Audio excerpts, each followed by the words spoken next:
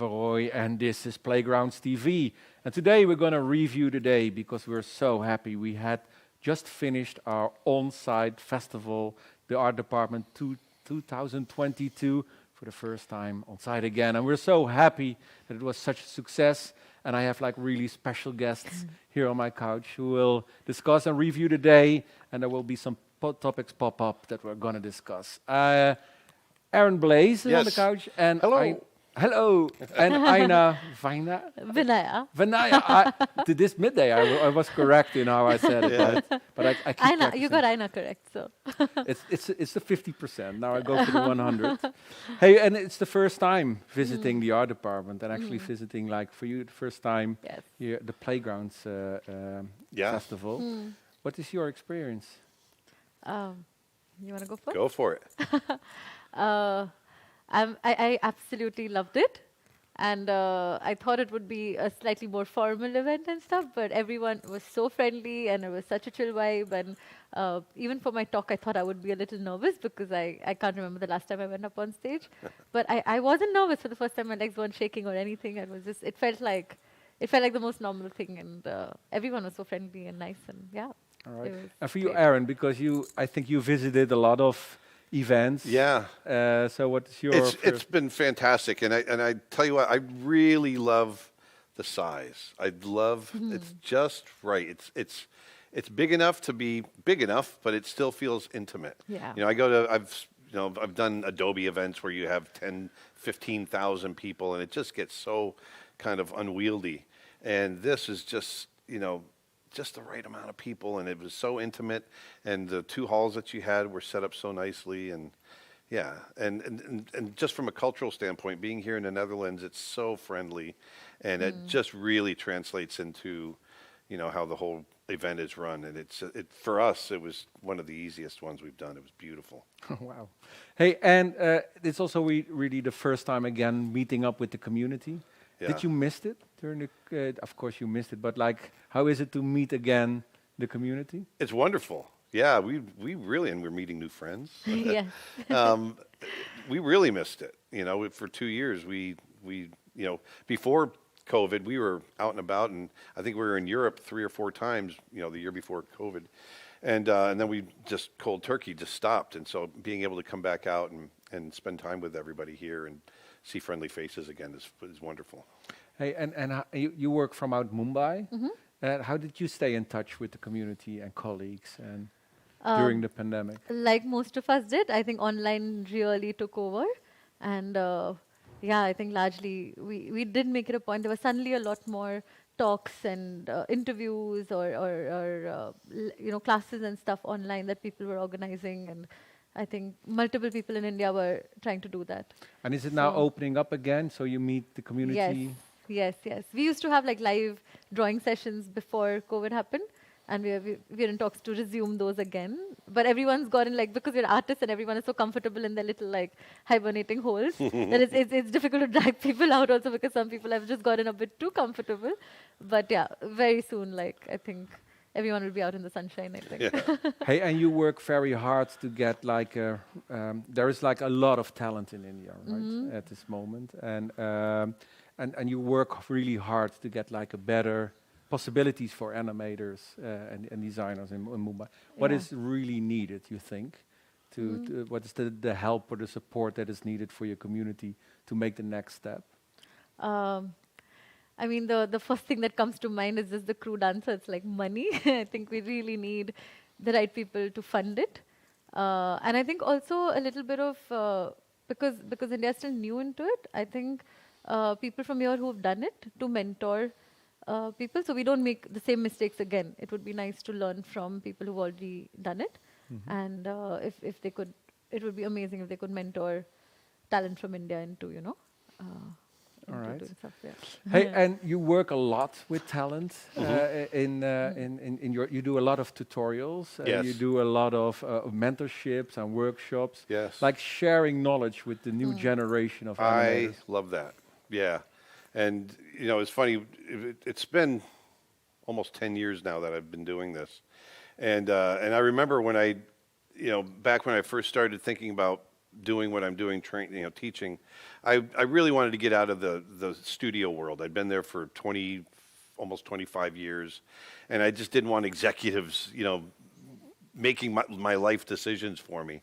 And but the biggest thing was just I started thinking about some of the people that mentored me when I first came into the industry, and kind of all the hard knocks I had to take, and I realized I could take that 25 years of having that, and because of the the free exchange of information we have now, being able to share that and give young people a head start, that really inspired us.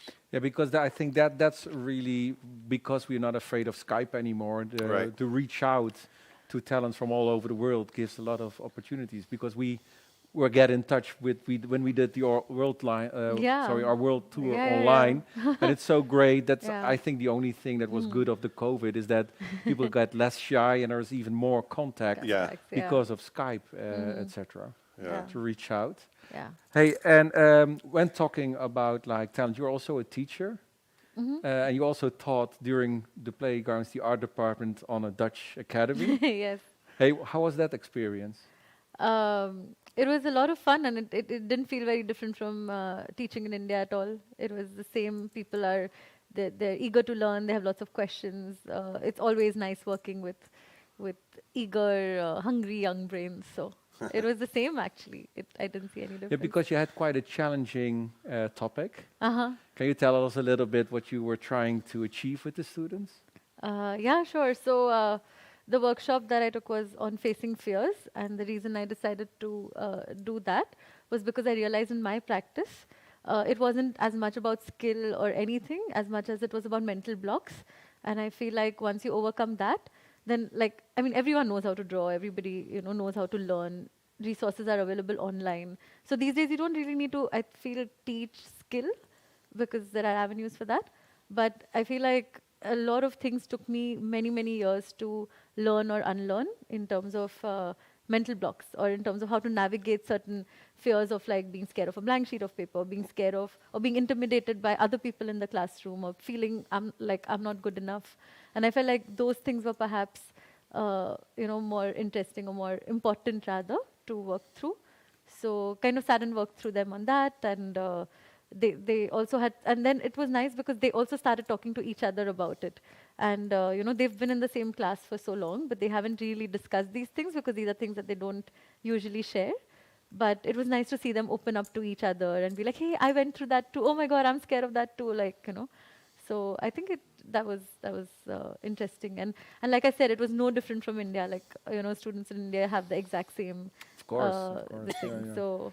So yeah, it was interesting. They were very, very receptive, and they were very eager to learn, and yeah, it was nice. Yes, because like the industry is high demanding, and you've been there in the middle of it, and there's so much now. How do you say online? So you see great examples. Yes. Was it also that when you started off as a young talent in this kind of setting, what kind of fears did you, because you were working among the masters? Yeah, So right. I can imagine it gave you a lot of pressure. It's so funny because, the technology has changed, the way we make our movies have changed, the films themselves have changed, but the fears haven't changed, and the insecurities haven't changed. We all, especially when we started out, it's like, did I really earn this? Do I really belong here? It's the imposter syndrome, Yeah. right? Yeah. They're all going to figure me out. They're going to know I really don't Yeah. know what I'm doing. Yeah. And so, and even now I still get twinges of that, but you really see it a lot. And it's nice to be able to talk to people and say, no, this is it's a natural part of your journey, And it really hit me, nowadays, at the age that I am now, I get up and talk to these young people, and I realize that, most of them, 90% of them, weren't alive when I started in this industry, And so it's to me, it's a big awakening and a fun thing for me, in the sense that, time for me is so compressed, and it just feels like yesterday that I started, but it really, you get up and you talk to these people and you realize, no, this has been a lifetime of experiences. And so it's nice to be able to share that and coach people through their insecurities and let them know, hey, it's going to be okay. normal. It's just Yeah. going to take time. That's the biggest thing is Yeah. letting Yeah. people understand that. Yeah, and the thing is that nowadays, and I'm just like dropping this as a topic. I don't know I didn't do research on it, but like because there is so much made because of the streaming, there's a high demand Yeah. of animation of animators. Yeah. But also the level of entrance is already so It's high grown. because the expectations to have like this, you have to position your series, you have to position your films. Yeah. So the companies are asking a lot Oh, yeah. of these young talents, right? Yeah. So how should we protect them? Because they don't know yet. What you're now knowing is because of your experience and you got the time. But people that now entering the animation industry, they really feel that pressure of like It's the pressure of producing. yes, I there's saw no this great. time. There's no time to get used or find your own path when I you work know. in this kind of context. Well, I saw a funny meme the other day. It was a picture of Da Vinci and he, I'm unveiling the Mona Lisa. It's taken me 4 years to create this masterpiece. Then it cuts to a college student saying, "Oh my God, I haven't posted in 3 days on Instagram. Everyone's going to think I'm a hack artist." And that really Yeah. is the attitude. It's getting people to slow down and absorb the information, to really learn, and that's what's nice about this kind of stuff is being able to sit with them and do What that. do you think the industry should do with this information? Because we all know it, but on the other hand, the studios don't care. It seems sometimes like that. Well, it's the studio is always going to ask a little bit more than what you achieve on each film, and that was something we went through. So, hey, we got to get this film done in a year, and we get it done in a year. Okay, great. We got to get this film done in 11 months. We got to, and it just keeps Yeah, because of tightening the, and keeps tightening. yes, because at first you could work on a film for 4 years or Yeah, 3 years, exactly. and now it should be released. The season number one was a Yeah. success. Season number 2 should be there within 8 months because Crews otherwise are growing, people are losing hours interest. are increasing, and there's definitely a breaking point. I think COVID pulled the reins back a little bit, and I think there might be a little change there. But yeah, it's amazing. What do you think? How should we protect the new generation for this ever demanding expectations? Um, I feel like definitely, like I think maybe looking at mental health within this space, like maybe bringing in professionals who can actually help people work through this stuff, I think would be important because I really think that's where everything, it's all in the head, right? And if that is fixed and if everyone's more stable, because right now there is so much that's messing up with people's heads, and it's also it's so new that people don't know how to deal with it. Like, for instance, like my parents will not be able to advise me on how to navigate this because they've never had to navigate it, right? And our generation is so different because of the internet. Everything is so different. That is the first time that people are facing these issues. So nobody knows the solutions quite yet. So it would be good to have people maybe do some research into it and kind of work through, people Yeah, with it. Like, the reason why I think this is such an important topic because I think so many talent can be lost by this. Well, Yes. absolutely, yeah. And, Yeah. and you ask like for kind of drawing robots, and I think for the future of storytelling and animation, that's Yeah. the worst case scenario because Yeah. AI, for example, yesterday we had Yeah. like a topic of AI, and you don't want to have like that the human aspect is get out of the or the whole process because it's such a creative process. So if you're all going to create these robots that are just like doing what you're asking from them, you lose so much vivid and creativeness, and it's getting away from the pioneering and trying to make the best out of it I instead agree. of just The process is human. I mean, Yeah. you're creating a human product. It's the It's storytelling and the emotion. yeah, exactly. And you're getting pushed and pulled and yanked, by the dollar because it really does equate to, that's the perspective of the studio, and you can't fault them for it, but at a certain point you do have to say, okay, enough's enough. And time, when I was directing, the most expensive part of making a movie obviously are hours, man hours. And so the less man hours you have, the less you're spending, and so that's the push on one end, and then Yeah. and it's just it's going to be the eternal battle. Because I think that the secret of storytelling is also that the passion shines through, right? Yeah. It's really that people should be attached in the making of. I think the process of making animation is almost as important Yeah. as the final outcome, because when Yes. you're in the middle of that Yeah. process as an animator, Yeah. you're trying to translate that emotion that makes the story work or that people Right. feel connected to it. If you take that out, how can an actor or the animator put his love in the scene when it's just like it should be finished at 9 o'clock, right? Right. Exactly. And it's, I think simpler story, that's the other thing too. Look at the types of stories that are being told lately, especially from Disney. These are big, huge ensemble, big musicals, and they're great and they're successful.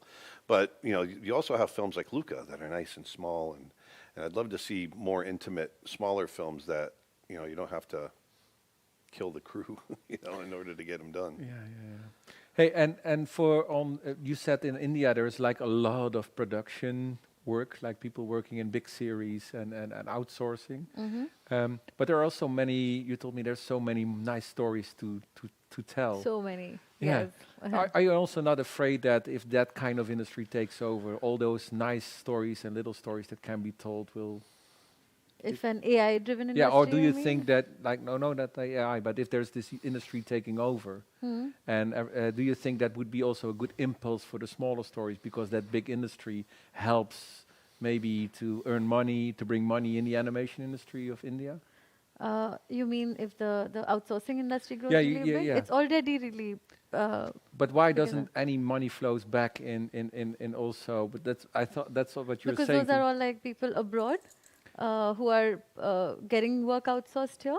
So they're coming to India for like cheap labor. They're Yeah. not coming to India for original stories or wanting to invest in India. They're coming because they're getting something done for cheaper. But that should be changed then, right? Of course, yes, yeah. 100%. So I, because I think Yeah. it's right around the corner. I really do. It is because First of all, yeah. it's a huge population. There's a lot of people Hmm. there to cater for making stories for. Yes. You've got over 1 billion people there. Yes. That's a huge Yes, huge audience. absolutely, And then you've got the crews there as well. Yes. And so just in the same way that stories are much more international stories are becoming in vogue. They're starting to be being told more and more. I think it's just a matter of time before we start hitting that part of the world, start telling Indian stories and Yeah. it's. And then There are- you've got the audience, and and Yeah. I don't mean it's just an audience. I don't mean it's just an Indian audience. I think but you do have a rich, culture there that Yeah. is just That bursting with globally stories also and that the people rest would- of the world yes, is ready to hear. Absolutely, Yeah. yes. There are a lot of small studios that are working towards this right now. So I'm hoping that, like I think I said this last year as well, that out of say 10 projects, I hope even if 1 or 2 make it. Yeah. I think that would be a good start because Oh, there's yeah. some beautiful work that's happening right now in India in the smaller clusters of studios and stuff. So. can you give us an example? What should we definitely check out? What is this hidden gem that we should all know? There are a bunch actually, so I can't. It would be unfair to pick one. But is there but like a favorite filmmaker now that you say, okay, animation wise, this is you definitely Putting you check right it on the out. spot. Yeah. I would definitely suggest checking out Upamanyu Bhattacharya, who is working on a film called Heirloom. It's a feature film, and it's hand-drawn 2D, and he's I think one of the most promising filmmakers in animation at the moment. And yeah, I would say definitely keep an eye out for that. His film was also incubated at Annecy. Okay. Annecy had like a residency program for like 3 feature films, and they had pitches go in, and his was one to be selected as well. So yeah, I think, and whatever I've seen of it, I've also worked a tiny bit on it, and yeah, it's really What nice. would be your dream project? The series that we've been working on, like we've been developing an adult animated series, and yeah, I'd love to see that come to life someday. So that's we've already done a bunch of it, but yeah, we need to kind of take it to the next level. Hey, you're not, you'd still do work for the industry, but like more, or sometimes, if I'm wrong, then please correct me, but like more as a consultant, so you are also Yeah, I mean, helping it's not studios nearly out as and- frequent as I used to. When I walked away and started my business, I was still going back and forth quite a bit. And so as the years have gone on, I'm doing less and less and doing more more for our own. You know, I'm neck deep right now trying to get our own short film done, the polar bear film. So, Yeah. and that's where we're focusing a lot of our resources, and so Is it difficult to get such thing financed in the States? it's not so much finance because we've purposely made it a small production, small enough that we can do it ourselves and get it done. It's just finding the time because you got to run a business while we have our education business that we're also trying to do. But I'm a firm believer that if I'm teaching animation, I want to be animating too. I want to make sure that I've got my hands in it. So we're trying to do both at the same time. It just takes time. All right. Yeah. Okay. What was like? Did you saw some of the talks? Yes, I managed to catch a few today. Yes. Which one did you really thought? Okay, I'll take this one in my Uh, mind. I really heard some quotes that really were helpful for me. I think Tom Moore's talk was really nice, and I caught a bit of Aaron's as well, and some things that he said, like about the stuff where you had the drawing and then you had arrows go in for the flow and stuff. That was so good. Yeah. Yeah. So I love bits of his talk, and I also really loved the Tom Moore's journey, and also seeing the stuff he's doing on sabbatical, and it's all of that. Like, yeah, that was really nice. And which one did you like? What you saw today? I was only able to see a little bit of yours, a tiny bit of yours, and I saw Jeremy Hoffman. Yeah. Yeah, and his sketchbooks are just oh my insane. God. We spent 2 hours just looking at them. Yeah, earlier we're today. gonna interview him again for our channel as well. Yeah. Just that's the thing too about this whole event. It's just the caliber of artists that you've been able to bring in. Is just so inspiring and I also wonderful. love the story from Jeremy. I was lucky that I could interview him. Yeah. And it was also really nice that he was like struggling on stage. He was mentioning that he was like it's not a thing that he feels really comfortable Yeah. in, but he thinks it's something that he should overcome or he should do it Yeah. as part of a process. Because what I also really like what he told is like I really want to draw and in a way that it makes me happy. Yeah. Yes. Right, so that I don't lose the fun of drawing. Right. So I think that's also what you see in his sketchbooks, right? Yeah. It's like dripping it off drips every out of it. page. You're exactly right. Yeah. And he didn't draw for 10 years. He told us earlier today that he had a patch where he didn't draw at all. There he is. And then he Yeah. realized he missed it and got back. And maybe I feel like, first I was like, what? Like, we lost on 10 years of your talent. But Yeah. on another hand, it was like, maybe because he didn't draw for 10 years, he was able to really commit to it when he got back to Yeah. it. Like, Yeah. He like, got a really insight, right? He really thought, like, okay, I lost it. I have to find it again. Like, And it yeah. cost him 10 years. 10 Yeah. years. Yeah, but sometimes it needs Jeremy that. Hoffman. like- Yes. For Yeah, those of you watching, phenomenal. Jeremy Hoffman. Check him out. Yeah, Yeah. check it out. It's a huge Phenomenal talent. Yeah. sketchbooks. I mean, I've seen his Instagram account before, but seeing his sketchbooks live was just something else. You can't actually believe that every page is so spot on. It's a jewel. Every page is a It can be jewel. published like it looks like someone's laid it out and cleaned it up, and like it Yeah. doesn't, it looks ready to be published. Like you don't need to do anything to it. Absolutely. There's no retouching. No. Nothing Anything. It's at like all. spot on. Yeah, nothing needs to be removed. Nothing needs to be cleaned up. It's all. It's amazing. Hey, we're also preparing now for next year. We're always willing to hear advice. What kind of topics do you think should be discussed? What are the really important topics that we should discuss during events like this? I just think I don't think you're missing anything. I just think I want to see more of it. And looking at the audience, it's such a, and I don't know if you guys have keep track of the demographics or not, but it's such a young audience. There's a lot of young college-age students in here. I would love to see a lot of just basic how to build a portfolio, how to these types of things that I think they could really benefit from, and how to get into the industry. Yeah, it's true. And what you say is like they look college age, but like it's 50% is professional. They are this young. Yeah, that's the thing. And that's it. Like the age and the animators, the age of the graduates. Yeah. When I started, there were like 7 students in the Netherlands studying animation. Yeah. Now they're studying around 2,000 animators every Yeah. year. Yeah. That's Right, great. and that's only the Netherlands. Like if you're looking at all academies where people learn how to do 3D modeling, game animation, Yeah. like there are a lot of new talents coming up on the market every year, Yeah. and they study when they are like 22. When they are 24, you can't see any difference anymore of a person of like 18 years old, Yeah. or there's youngsters that are already dominating the industry, which is like sometimes you see those young people, and it's also helpful for your tutorials. Yeah. Young people already have like, because when I started off, bless you. When I started off, there was no library.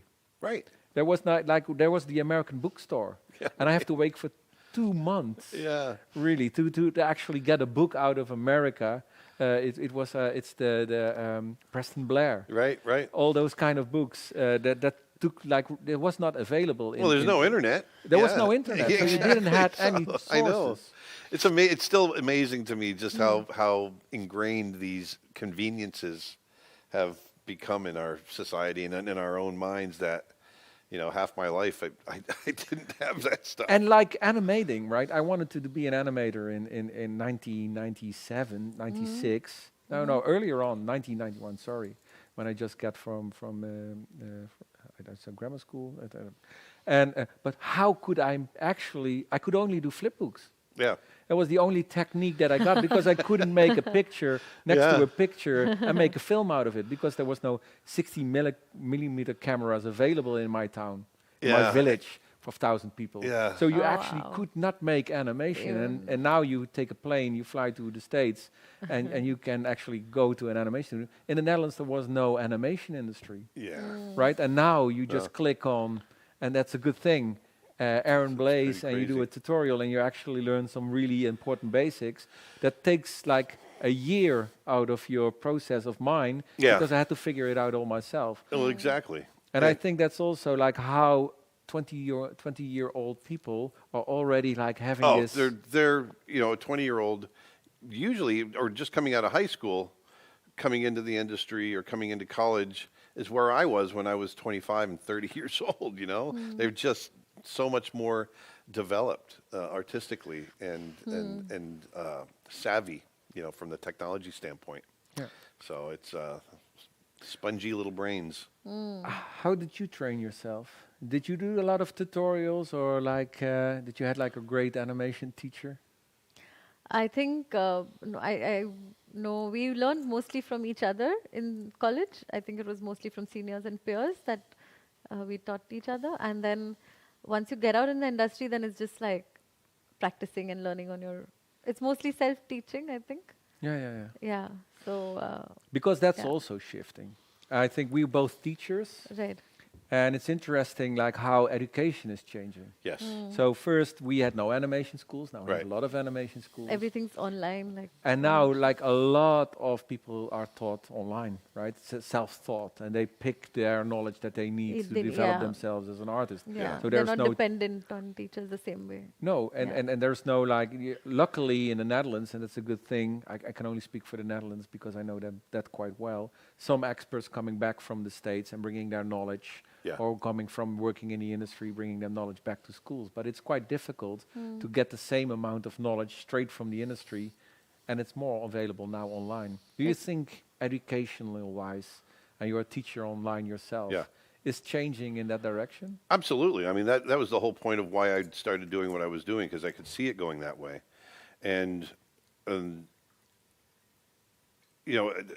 also with the advent of the direction that schools are going in from a tuition standpoint, a cost of tuition standpoint, especially in the States. I don't know what it's like the rest of the world, but I know in the States to go to an animation school or prestigious, a higher-end animation school, it's going to put you in a lifetime of debt. It's crazy. Yeah, that's unbelievable, right? And, it's like paying 100K a year or something like that. Yeah, and so, it sounds corny, but I really believe in this. We really started what we're doing because we want to make education affordable, or at least art education, because that's my world, art education affordable to anybody that wants it.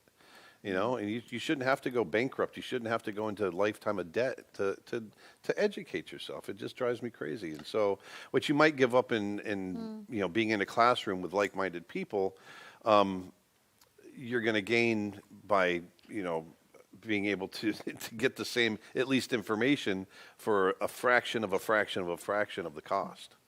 So that's the goal. Yeah, I think it will be in the future of teaching will be a combination of it, because you I need do, your yeah, I peers, agree. like what you're saying. You Yeah. need your colleague students sometimes like sitting next to you, looking over your shoulder Right.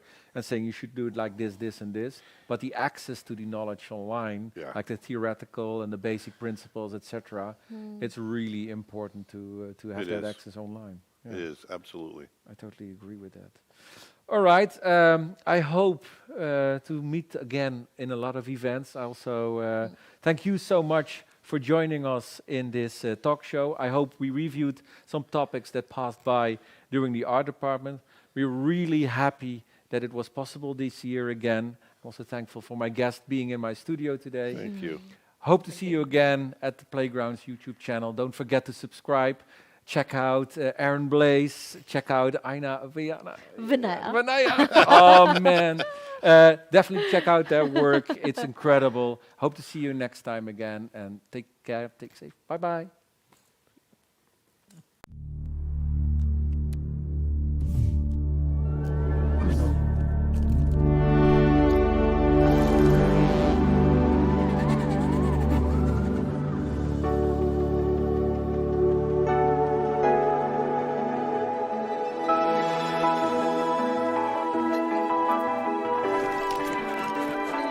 bye.